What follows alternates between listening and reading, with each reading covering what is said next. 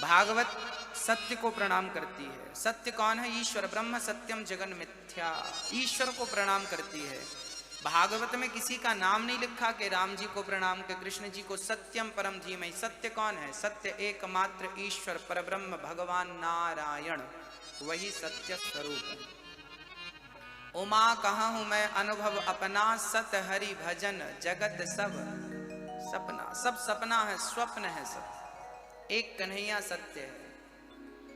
उस कथा को श्रवण करते हैं जिस कथा को बड़े बड़े पतित सुन करके पावन हो गए। सौनक जी ने प्रश्न कर दिया कि गुरुदेव एक बात बताइए, ये भागवत को आप फल कह रहे हैं, भागवत एक पका हुआ पिबत भागवतम रसमालयम मुहु रहो रसिका भुवि भावुका। ये भावुकों, ये भावुक भक्तों का ग्रंथ है, ये पका हुआ फल है वेदों का। वेदों का कहते हैं ये भागवत पंचम वेद निराला। चार वेद जो हैं, आप चार वेद तो सुन नहीं पाएंगे, और सुन लेंगे तो समझ नहीं पाएंगे। तो चार वेदों का सार निकाल के भागवत में डाला गया। भागवत सुन लो तो चारों वेदों को श्रवण करने का फल प्राप्त हो जाता है। भागवत सुन लो तो 17 पुराण श्रवण करने का फल मिल जाता है। ये 18वां पुराण है, सबसे छोटा पुराण है। 17 पुराण व्यास जी ने लिख दिए थे। वेदों के और पुराणों के लेखक कौन है? लेखक कौन है? श्री वेद व्यास जी। ये प्रकट तो भगवान नारायण से हुए हैं। होता क्या है, जब युग समाप्त हो जाता, जैसे सतयुग समाप्त हो जाएगा तो वेद पुराण कहाँ चले जाएंगे? यही वेद पुराण सतयुग में भी थे, यही वेद पुराण आज भी हैं, और यही वेद पुराण आगामी युगों में भी रहेंगे। अब प्रश्न ये खड़ा हुआ कि उस युग में कैसे थे? उस समय तो कागज कलम नहीं हुआ करती थी, कागज वगैरह नहीं था।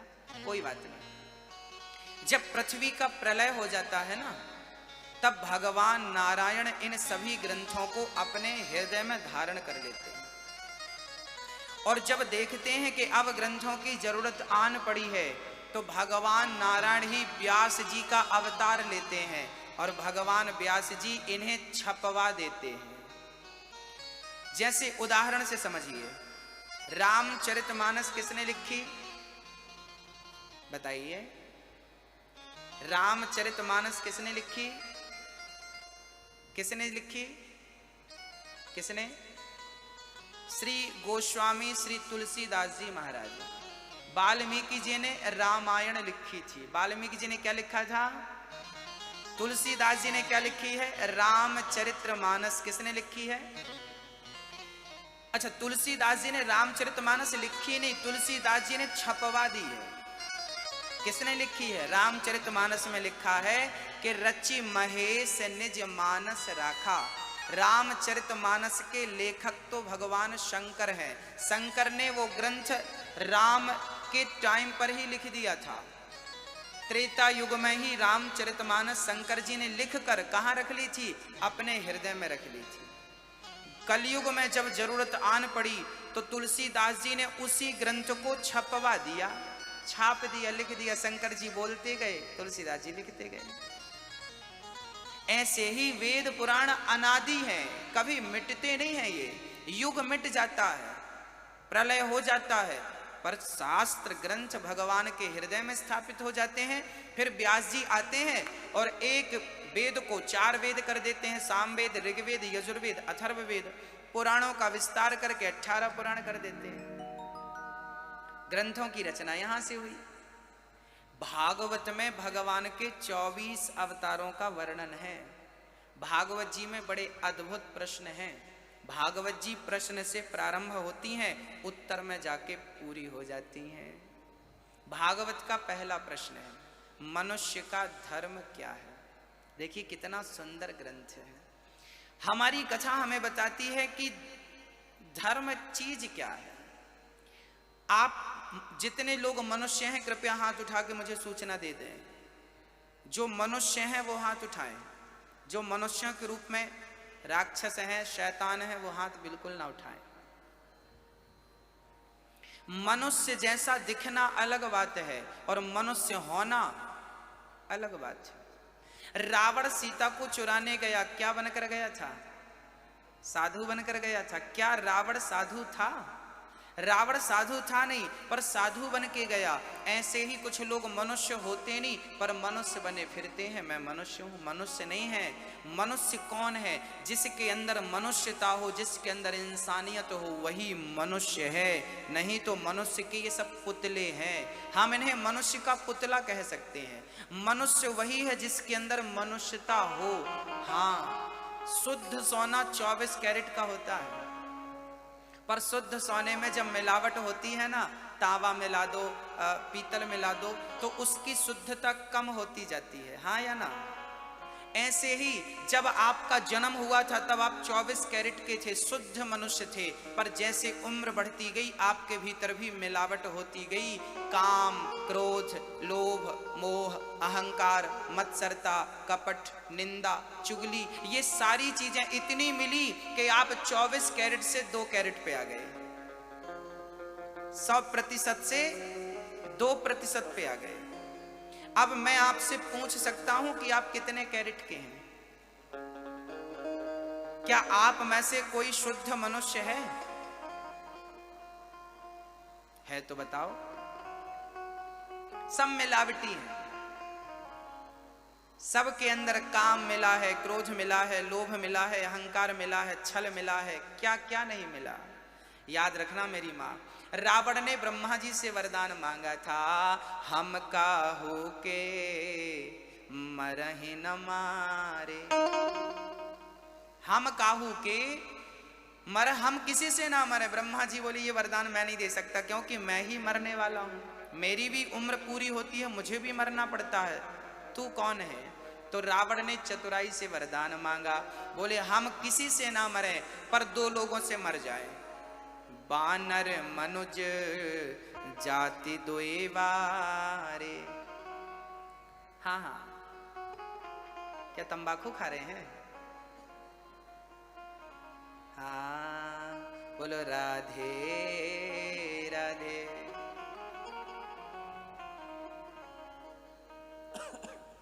रावण ने वरदान मांगा कि हम काहू के मरहि न मारे, हम बानर मनुज जाति दुई वारे। या तो हम बंदर से मरे या तो हम मनुष्यों से मरे।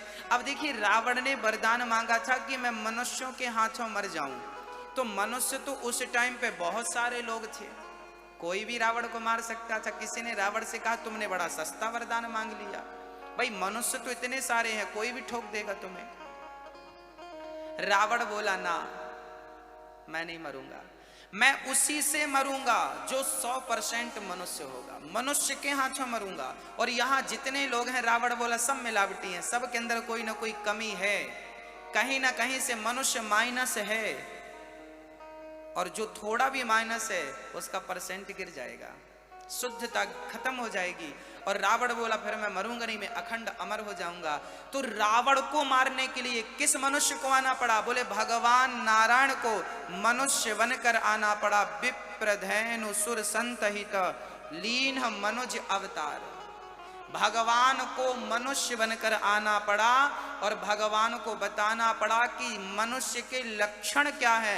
राम जी रावण को मारने नहीं आए, राम जी तो मनुष्य की परिभाषा बताने आए थे कि ये लक्षण, ये आचरण जिनके अंदर हो, उसी को तुम पूर्ण मनुष्य मानना। और मनुष्य के हाथों ही रावण मरेगा। रावण जैसी दानवता मिटेगी तो मानवता के हाथ ही रावण जैसी दानवता मिटेगी। जिस दिन आप मनुष्य बन गए ना भक्तों, मानव बन गए ना, उस दिन दानवता मिट जाएगी। और आज दानवों को खोजने के लिए हमें लंका नहीं जाना पड़ेगा, आज घर घर दानव मिल जाएंगे आपको। राम कैसे मनुष्य हैं? राम की माँ ने कह दिया, राम के पिता ने कह दिया कि 14 वर्ष के लिए वनवास जाना है। जरा विचार करो कि आपके आपके पिता ने आपको कहा होता बेटा तुम्हें 14 साल के लिए वनवास जाना है, तो क्या आप सहर्ष तैयार होते? पिता पर केस कर देते, मेरा बाप मुझे घर से निकाल रहा है। 1000 लड़ाई झगड़े होते, जमाना रोता। पर धन्य है राम जी। देखिए मर्यादाएं क्या है। मनुष्य किसे कहते हैं? मनुष्य जैसे आप दिख रहे हैं पर आचरण गलत कर रहे हैं, आचरण रावण वाले हैं तो हम मनुष्य कैसे कहेंगे आपको। 14 वर्ष के लिए राम जी चले गए प्रसन्न चित्त से। और रामचरितमानस में लिखा है कि अयोध्या में राम जी को जैसी नींद आती थी, तमसा नदी के किनारे राम जी वैसी ही नींद ले रहे हैं। आपके पिता आपको घर से निकाल देना तो नींद नहीं आएगी आपको, पर राम जी जैसे प्रसन्न चित्त से अयोध्या में थे, वैसे ही प्रसन्न चित्त से लंका वनवास में थे। कोई समस्या नहीं। जो पिता की आज्ञा का पालन करे वो राम है। जो एक पत्नी व्रता हो।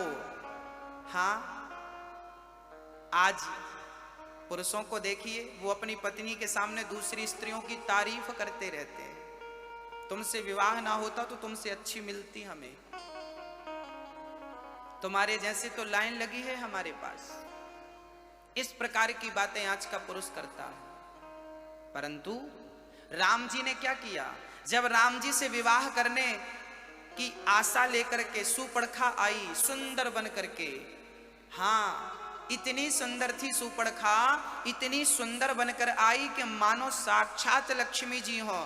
राम जी का पुरुषत्व डिगाने आई थी सुपर्णखा। क्या हुआ, क्या राम जी ने सुपर्णखा की तरफ देखा? उस समय जंगल में 14 साल में सीता जी बिल्कुल सूख गई थी, सांवली पड़ गई थी। इस स्थिति में जिसकी पत्नी बूढ़ी दिखने लगे, गंदी दिखने लगे, उस स्थिति में सुंदर नारी सामने खड़ी हो तो शायद किसी पुरुष का मन ललचा जाए। पर धन्य थे राम कि अपनी मर्यादा से डिगे नहीं। सीता की तरफ देख करके सुपर्णखा से राम जी ने बात की। ये मर्यादा जिसके अंदर है वही मनुष्य है। ये मनुष्य के लक्षण है जो पर नारी को आंख उठाकर जीवन में कभी ना देखे। आप कहते हैं एक बार देख लिए तो क्या घट गया, पर राम जैसा पुरुष तो एक बार भी देखने की सोच भी नहीं सकता। वो पूर्ण मनुष्य है, उसे कहते हैं मनुष्य। जो पिता की आज्ञा का पालन करे, मां की आज्ञा का पालन करे, जो एक पत्नी व्रता हो। केवल नारियां पतिव्रता हो काम नहीं चलेगा, पुरुष को भी पत्नी व्रता बनना पड़ेगा। जब तक आप पत्नी व्रता नहीं बनेंगे तब तक आप सीता जैसी पत्नी की उम्मीद मत करिएगा, क्योंकि सीता तो केवल राम को मिल सकती है ना। आप राम बनेंगे तो सीता होगी आपकी, और आप सीता बनोगी तो राम होंगे आपके। आप सीता सुपर्णखा को क्या राम मिल सकते हैं? अब जो सुपर्णखाओं का आचरण उतारे, दूसरे पुरुषों को ताकती झांकती रहे, वो सोचे कि मुझे राम जैसा पति मिल जाए तो संभव कैसे है? तुम्हें तो सुपर्णखा हो तो तुम्हारी जैसा मिलेगा, तुम ताक झांक करती हो वो भी ताक झांक करने वाला मिलेगा। जैसे को तैसा। मर्यादा क्या है, मनुष्य का धर्म क्या है, मनुष्य किसे कहते हैं? मनुष्य की परिभाषा परहित सरिस धर्म नहीं भाई, पर पीड़ा सम नहीं अधमाई। परहित करना मनुष्य का धर्म है। धर्म न दूसर सत्य समाना, आगम निगम पुराण बखाना। हम मनुष्यों का धर्म क्या है मेरी माँ? क्या धर्म है हम मनुष्यों का? आप अब बताइए, आप लोग मनुष्य है ना? चलिए 2% ही सही पर है तो 24 कैरेट के तो नहीं होंगे? कितने कैरेट के हैं? अच्छा बता दीजिए। 10 के, 12 के, 18 के, 2 के, 3 के, 5 के, 7 के। मैया आप कितने कैरेट की हो? 2 कैरेट की हो। आप बताइए दादाजी, आप कितने कैरेट के हैं? दादाजी, ओ दादाजी 5। अरे बुढ़ापे में तो अब तो कैरेट बढ़ा लीजिए अपना। हाँ। अब तो कोई काम नहीं है, अब तो अपने मन को केवल शुद्ध करना है आपको। सारे काम हो गए, बेटी हो गई, बेटा हो गया, शादी हो गई, विवाह हो गया, कोई काम नहीं बचा। अब केवल अपने मन को शुद्ध करना आपका कार्य है, वो कर लीजिए मृत्यु के पहले। वो हो गया तो मानव जन्म सफल हो गया, और मरने के पहले मन शुद्ध नहीं हुआ, इच्छाएं समाप्त नहीं हुई, तो समझना कि यह मानव कतन आपका व्यर्थ में चला गया। हम मनुष्यों का धर्म है सत्य बोलना। आप में से कितने लोग हैं जो सत्य बोलते हैं और सत्य के मार्ग पर चलते हैं? हाथ उठा के हमें सूचना दीजिए। सत्य के मार्ग पर चलते हैं। आप सत्य बोलती हैं मैया जी? हाथ उठाइए जो सत्य बोलते हैं। कम लोग हैं सत्य वाले। अच्छा, झूठ बोलने वाले हाथ उठाइए। असत्य बोलने वाले कितने लोग असत्य बोलते हैं? लोग असत्य वाले भी नहीं है, सत्य वाले भी नहीं है, तीसरा ऑप्शन ही नहीं है भाई। तीसरे का इंतजार है। हाँ। सच भी नहीं बोलते, झूठ भी नहीं बोलते, बोलते क्या हो? चुप रहते हो, साइलेंट। कोशिश करिए बोल सके तो सच बोले, झूठ बोलना छोड़ दीजिए। हमारा धर्म है सत्य, सनातन धर्म। सत्य ही हमारा धर्म है। सनातन मीन्स पुराना, सत्य ही हमारा धर्म है। बताइए इस संसार का सबसे बड़ा पाप क्या है? सबसे बड़ा पाप क्या है? असत्य बोलना ही सबसे बड़ा पाप है, और सत्य बोलना ही सबसे बड़ा पुण्य है। शास्त्र कहते हैं सत्य बराबर तप नहीं, झूठ बराबर पाप, जाके हृदय साच है, प्रभुता के हृदय आप। जिनके हृदय में सत्य है उन्हीं के हृदय में कन्हैया है। नहीं तो आप कहते रहिए भगवान है, भगवान ना। जब तक सत्य की, भगवान बैठता कहाँ है? बोले सत्य की सिंहासन में भगवान बैठते हैं। सच होगा तो ईश्वर होगा, सच नहीं होगा तो ईश्वर नहीं होगा। इसलिए कोशिश करिए। एक सज्जन हमसे बोले गुरुजी हमारी दुकान नहीं चलती, हम हम व्यापारी लोग हैं, हमारा बिजनेस है, हमारा काम है, झूठ बोलना ही पड़ता है। हम बोले कि सोचिए झूठ बोलने से आपका काम इतना चलता है, तो सच बोलेंगे तो आपका काम और कितना चलेगा। समस्या तो ये है कि आपको झूठ पर विश्वास है पर सच पर भरोसा नहीं है, ये समस्या है। मेरी माओ, मैया जी, भैया जी, आप ना झूठ पर भरोसा मत करिए, आप सच पर भरोसा करना शुरू कर दीजिए। सच बहुत गंभीर होता है भक्तों, बहुत दूर तक जाता है सच। असत्य की कोई उम्र नहीं होती, पर सच की उम्र होती है। मरता ही नहीं, अखंड है, अमर है सत्य। इसलिए प्राण जाए पर वचन न जाए, धर्मो रक्षति रक्षिता। सत्य के लिए हमारे लोग मर गए, मिट गए, पर सत्य को जाने नहीं दिया।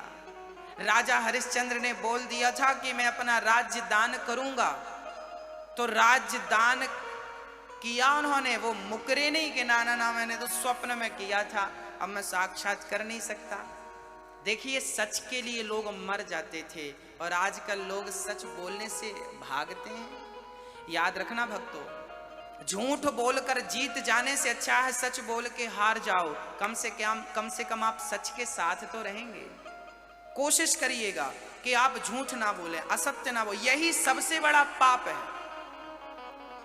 हाँ, सबसे बड़ा पाप है। अच्छा एक बात बताइए, किसी को शुगर की बीमारी है, डॉक्टर साहब मुझे शुगर है, इलाज करिए, तो डॉक्टर दवाई देने के पहले कहेगा कि तुम्हें आज से चाय नहीं पीनी, शक्कर नहीं खानी, मीठा नहीं खाना। क्योंकि शुगर कहां से बढ़ता है? मीठे से, चीनी, शक्कर। दवाई तब काम करेगी जब आप परहेज करेंगे। समझ रही हो मेरी माँ, मैया जी, ओ मैया पीछे वाली, समझ रही हो मेरी माँ? दवाई का असर कब होगा? जब आप क्या करेंगे? क्या करेंगे? परहेज। परहेज किस चीज से? शक्कर से, मीठा करना पड़ेगा कि नहीं? ऐसे ही जैसे आपको गोली तो लेनी है पर परहेज जरूरी है, तब वो गोली असरदार होगी। ऐसे ही आप पूजा तो करिए, कथा तो सुनिए, पाठ तो करिए, भगवान की भक्ति तो करिए, पर इसमें भी एक परहेज है। वो परहेज जरूरी है, नहीं करेंगे तो इसका कोई मतलब नहीं होगा। क्या परहेज?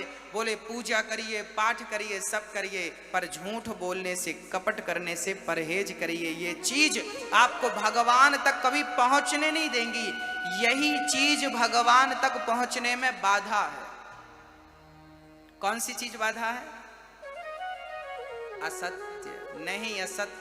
नहीं असत्य सम पातक पुंजा। कहते हैं असत्य से बड़ा कोई पाप ही नहीं और सत्य से बड़ा कोई पुण्य नहीं है। एक राजा थे, उन राजा का नाम था हरिश्चंद्र।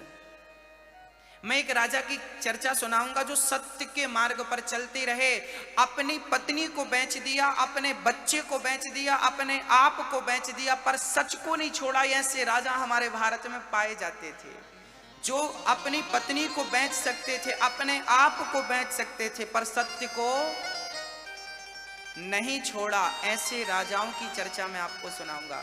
एक राजा थे, नाम था हरिश्चंद्र, बड़े धर्मात्मा थे। एक दिन हरिश्चंद्र ने एक सपना देखा।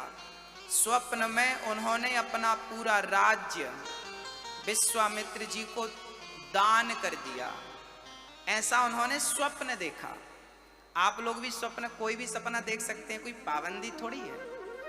राजा हरिश्चंद्र ने स्वप्न देखा, सारा राज्य स्वप्न में दान कर दिया। सुबह जागे, अपना सपना तुलसी माता से सुनाया और सभा में सबके बीच में सुनाया कि आज मैंने स्वप्न में।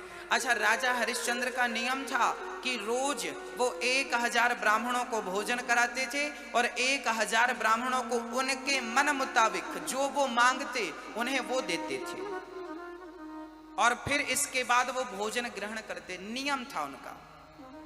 दान और भोजन कराने के पश्चात ग्रहण करते थे। आज स्वप्न में सब दान कर दिया। विश्वामित्र जी, संयोग देखिए कि जो स्वप्न में देखा था वो सही सिद्ध होने जा रहा था। अपने आप नगर में विश्वामित्र जी का आगमन हुआ और विश्वामित्र जी के साथ भी आज 1000 संत थे। राजा हरिश्चंद्र ने सबसे पहले संतों के पांव धोए, आसन पर बिठाया और रोज की तरह भोजन कराया। और भोजन कराने के बाद आज राजा हरिश्चंद्र ने कहा, विश्वामित्र जी, मैंने आपको अपना राज्य स्वप्न में दान दिया था, लगता है विधाता की यही मर्जी है, मैं अपना पूरा राज्य आपको दान कर रहा हूं, संभालिए आपका राज्य। विश्वामित्र जी ने कहा, राजन, आपने पूरा राज्य दान कर दिया? हाँ। विश्वामित्र जी ने कहा, चलो मैंने आपका राज्य स्वीकार किया, मैंने आपके दान को स्वीकार किया, परंतु हम ब्राह्मण लोग आए थे, आपके घर भोजन किए थे, तो क्या आपने भोजन कराया, हमें दक्षिणा नहीं दोगे? दान अलग होता है, दक्षिणा अलग होती है। दान किसे कहते हैं?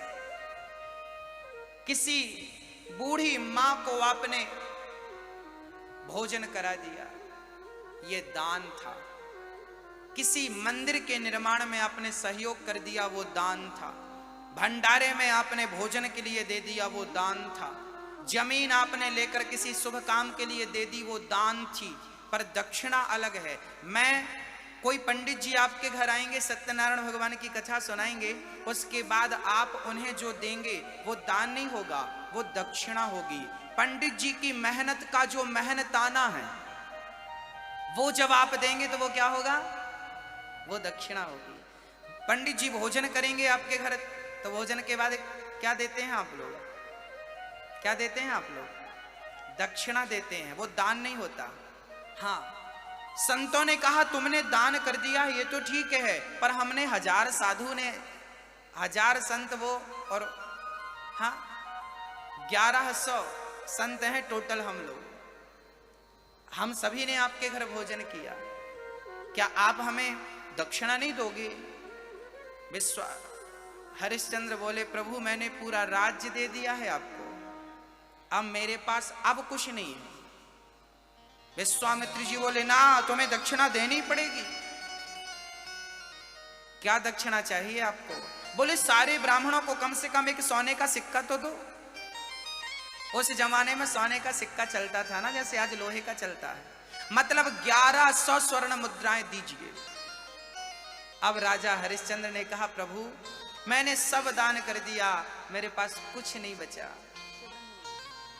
कुछ नहीं बचा, मुझे 1 महीने का वक्त दीजिए, मैं 1 महीने में आपका पूरा कर्जा चुकाऊंगा। विश्वामित्र जी ने 1 महीने का वक्त दिया। हरिश्चंद्र जी नगर से निकल गए। पत्नी साथ में तारामती चल पड़ी, साथ में रोहित नाम का बेटा था 5 वर्ष का, साथ में चल पड़ा। तीनों अपने राजसी वस्त्र त्याग करके, सब कुछ दान कर दिया था ना, तो उनके जो वस्त्र थे वो भी दान हो गए, सब हो गया। जो वस्त्र थे राजसी, राजमुकुट सब उतार करके, कहा जाता है कि लोगों ने पहनकर जो वस्त्र फेंक दिए थे, उन वस्त्रों को उठाकर राजा हरिश्चंद्र ने पहन लिए, और उनकी पत्नी ने वही साड़ी पहन ली जो आप लोग फेंक देती हो, और वो साड़ी पहन करके रोहित, उनकी माँ और पिता चल पड़े। हरिश्चंद्र, तारा और रोहित तीनों नगर से निकल पड़े, काशी की बाजार में पहुंच गए। राजा हरिश्चंद्र ने काम मांगा, भैया जी हमें काम पे रख लीजिए, हमें 1100 स्वर्ण मुद्राओं की जरूरत है, 1100 रुपए की जरूरत है। किसी ने काम पे नहीं रखा। दिन गुजरते गए, 10 दिन, 20 दिन, 25 दिन, 30 दिन, आज महीने का आखिरी दिन था। विश्वामित्र जी आ गए, चलो मेरी दक्षिणा दो। विश्वामित्र जी के चरणों में प्रणाम करके कहा हरिश्चंद्र ने, प्रभु आज सूर्य अस्त जब तक नहीं होगा तब तक आज का दिन पूरा नहीं माना जाएगा। मैं सूर्य अस्त के पहले आपकी दक्षिणा आपके कदमों में डाल दूंगा, बस आज का दिन। और विश्वामित्र जी चले गए। राजा हरिश्चंद्र, पहले तो मुझे ये बताइए, क्या इस प्रकार दान करने के बाद सामने वाला गर्मी, जिसको आपने दान दिया है, वो गर्मी दिखाए कि नहीं हमें दक्षिणा और दो? तो पहली बात तो क्या आप देंगे? चल इतना दिया संतोष नहीं करता, निकल घर से, कुछ नहीं देना, जा चूल्हे में जा। आप ये कहते, पर हरिश्चंद्र ने वचन दे दिया था, प्राण जाए पर वचन न जाए। सत्य कितनी बड़ी चीज है, समझिएगा।